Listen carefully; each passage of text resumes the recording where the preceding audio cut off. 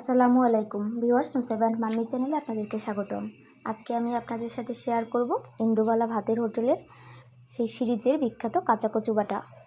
এজন্য আমি এখানে 2 টুকরো মানকচু নিয়েছি। এই ভর্তাটা তৈরি করতে হলে অবশ্যই মানকচু দিয়ে তৈরি করতে হবে। এটাকে পাশ থেকে মোটা মোটা করে ছিলে নিয়েছি যেন গলা না ধরে। 10 মিনিট আমি লবণ পানিতে ডুবিয়ে রেখেছিলাম। তুলে এখন এটাকে আমি একটা গ্রেটারের সাহায্যে কুচি করে নিচ্ছি। গ্রেটারের যে চিকন ফাঁকাটা আছে ওটা দিয়ে কুচি করে নিব, এতে বাটতে সুবিধা হবে। আর কেউ যদি ব্লেন্ডারে ব্লেন্ড করেন তাহলে বড় ফাঁকাটা দিয়েই কুচি করে নিতে পারেন।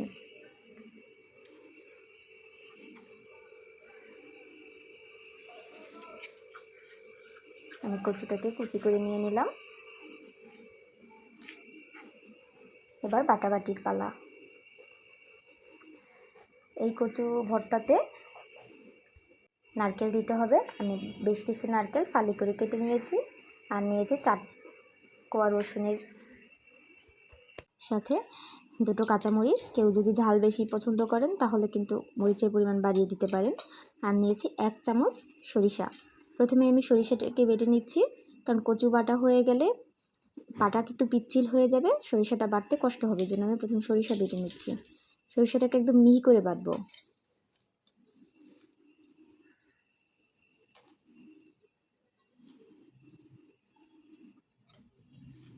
বেশ কয়েকবার বাটা দেওয়ার পরে সরিষাটা একদম মিহি হয়ে গিয়েছে।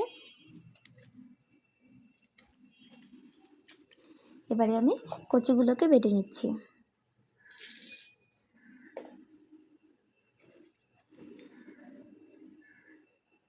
যেহেতু আমি গ্রেটারের ছোটো ফাঁকা দিয়ে গ্রেট করে নিয়েছিলাম, তাই আমি ভালোভাবে একটা করে বাটা দিয়ে নিচ্ছি। এটাতেই কিন্তু কচু মিহি হয়ে যাচ্ছে।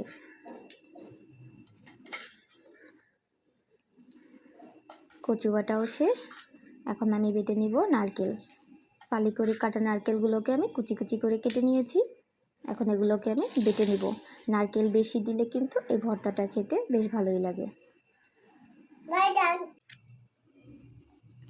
চেষ্টা করবেন অবশ্যই ফ্রেশ নারকেল নিতে, এতে কিন্তু স্বাদটা দ্বিগুণ হবে। নারকেল বাটাও শেষ। এখন আমি কাঁচামরিচ আর রসুন বেটে নিচ্ছি। এর সাথে আমি পরিমাণ মতো লবণ দিয়ে নিচ্ছি।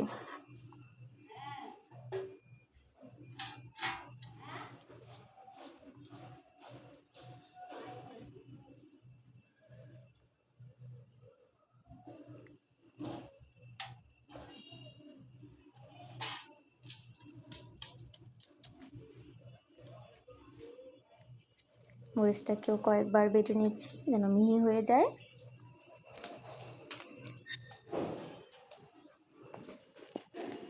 এখন আমি সবগুলো উপকরণ মিশিয়ে নিচ্ছি। অনেকে ভাবতে পারেন যে কাঁচা কচু ভর্তা বানালে হয়তো গলা চুলকাতে পারে, কিন্তু আসলে সত্যি কথা হলো ভর্তা তৈরি করার পরে একটুও গলা চুলকাবে না। আর অবশ্যই এটা গরম ভাতের সাথে খেতে হবে।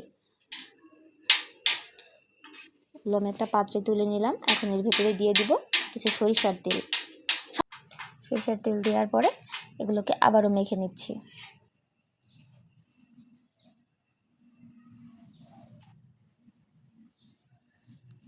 তৈরি হয়ে গেল খুব সহজে ইন্দুবালা ভাতের হোটেলের সেই বিখ্যাত কাঁচা কচু বাটা ভর্তা। ভিডিওটা দেখার জন্য ধন্যবাদ।